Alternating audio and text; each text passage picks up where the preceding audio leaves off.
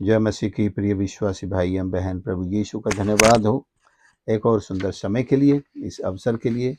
हमारा परमेश्वर हमसे अपने वचन के द्वारा हमारी आशीषों के लिए, हमारी प्रार्थनाओं के उत्तर के लिए हमसे बातचीत करना चाहता है और अपनी सामर्थ से भरकर हमें आशीषित करना चाहता है।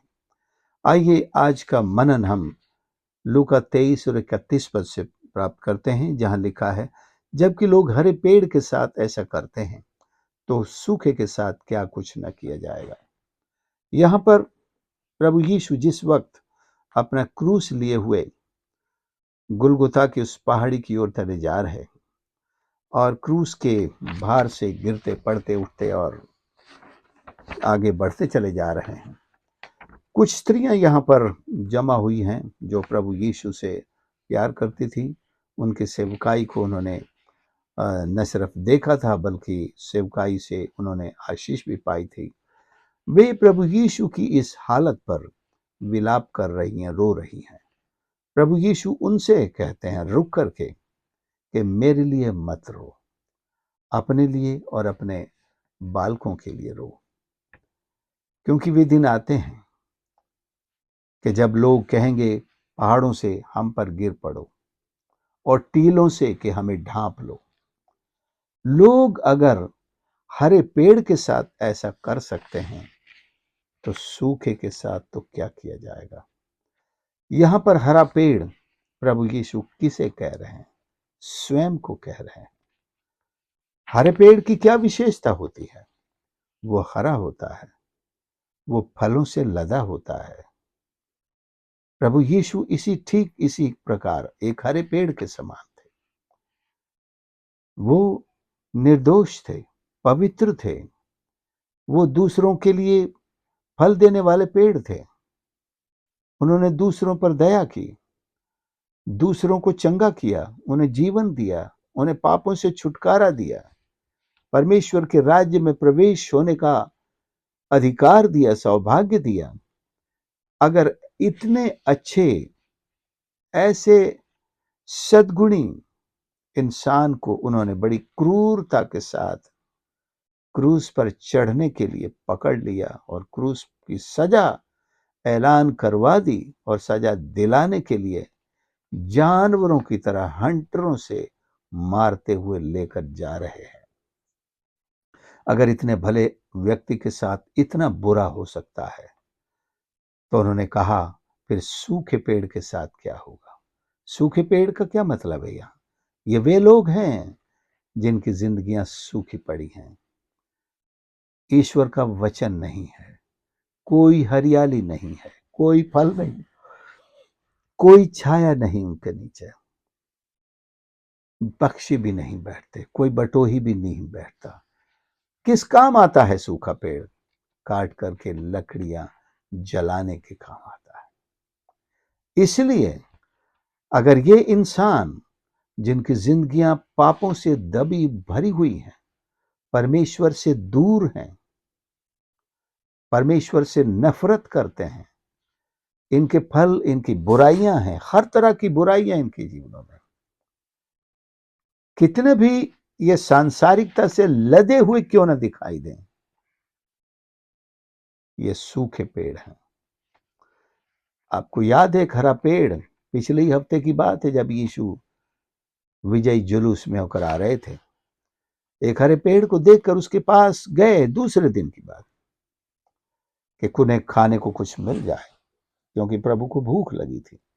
पत्तों को छोड़ कुछ न पाया। ऐसी हरियाली जो बिना फलों के, ऐसी हरियाली जिसमें किसी को देने के लिए कुछ नहीं है, श्राप आमंत्रित करती है। ये दूसरे पेड़ जिन्होंने कभी कुछ फल किसी को नहीं दिया है, ये भी आग में जलाए जाने के लिए तैयार खड़े हैं। रोना उनके लिए चाहिए। ये स्त्रियां रोकर शायद प्रभु यीशु को एक सिंपैथी या सांत्वना, तसल्ली, दिलासा, जो भी कहें, देना चाहती थी। हमें बड़ा दुख है कि आपको ऐसी सजा दी जा रही है, हमें तो रोना आ रहा है। प्रभु मेरे लिए मत रो, क्योंकि मैं तो जीवन जीवन हूं और मैं तो मृत्यु के डंक को तोड़ने के लिए आया हूं। मैं तो तीसरे दिन फिर तुम्हें जी कर दिखा दूंगा। लेकिन रोना तो उनके लिए रो जिनमें ये शक्ति नहीं है, जो पापों में मर रहे हैं, जो पापों में पड़े हुए हैं, जिनके जीवन में कोई हरियाली नहीं है। दुनियावी तौर से लगता होगा हरे भरे हैं, भैया तो पढ़ा लिखा है, ये तो बिजनेसमैन है, ये तो नौकरी वाला है, इसका तो समाज में बड़ा सम्मान है, लोग इसके बिना तो कोई काम शुरू नहीं करते हैं, ये तो बड़ा समाज का बहुत बड़ा व्यक्ति है। लगता है ये हरे भरे लोग हैं, लेकिन अगर उनकी जिंदगियों में ईश्वर का वचन नहीं है, जीवन का जल नहीं है, तो फल नहीं है, हरियाली नहीं है, इनके लिए रो, अपने लिए और अपने बालकों के लिए, इनके लिए रो। मुझे तुम्हारी सिंपैथी की जरूरत नहीं है, बल्कि प्रभु यीशु स्वयं उनको सिंपैथी दे रहे थे। ये सिंपैथी की ही बात थी। यूहन्ना 14 में सिंपैथी भरी हुई है। उन्होंने कहा तुम्हारा मन व्याकुल ना हो। व्याकुल तो मरने वाले का मन होता है, लेकिन मरने वाला यहां कह रहा है कि तुम्हारा मन व्याकुल ना हो, है ना भाई। प्रभु यीशु कहीं से भी अपनी मौत को लेकर व्याकुल नहीं थे।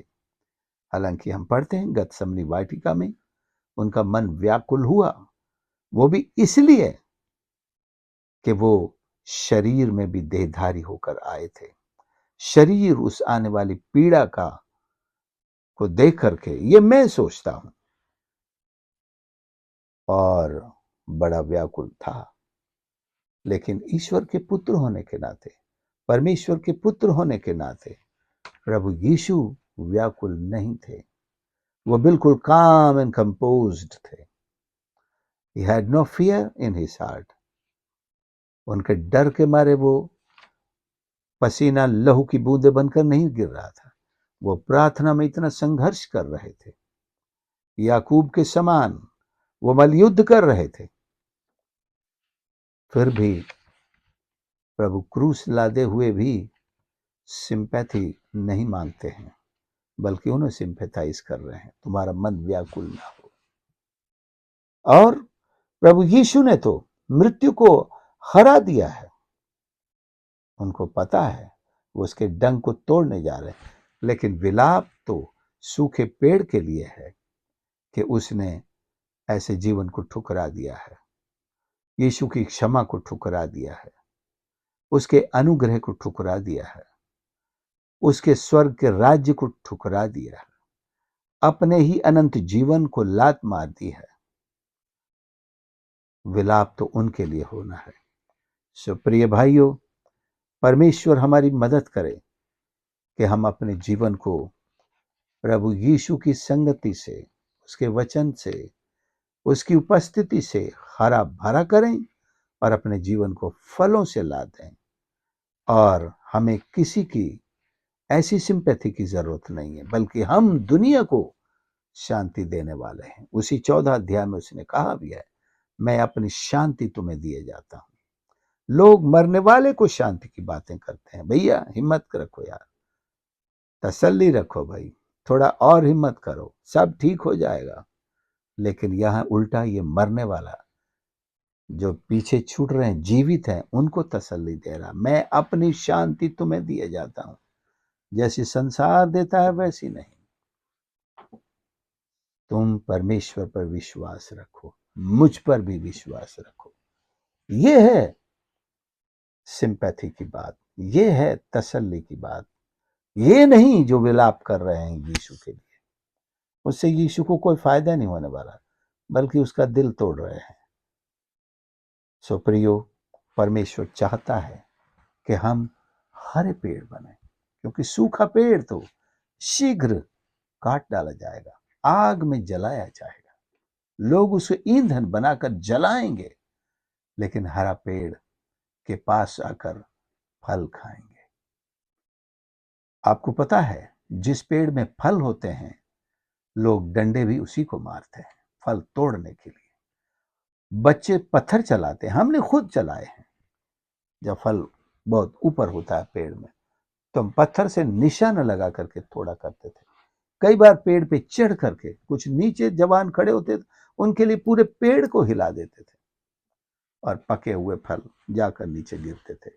हमारे साथी बटोर लेते थे, नहीं तो नीचे खड़े हुए डाली को पकड़कर झुकाकर।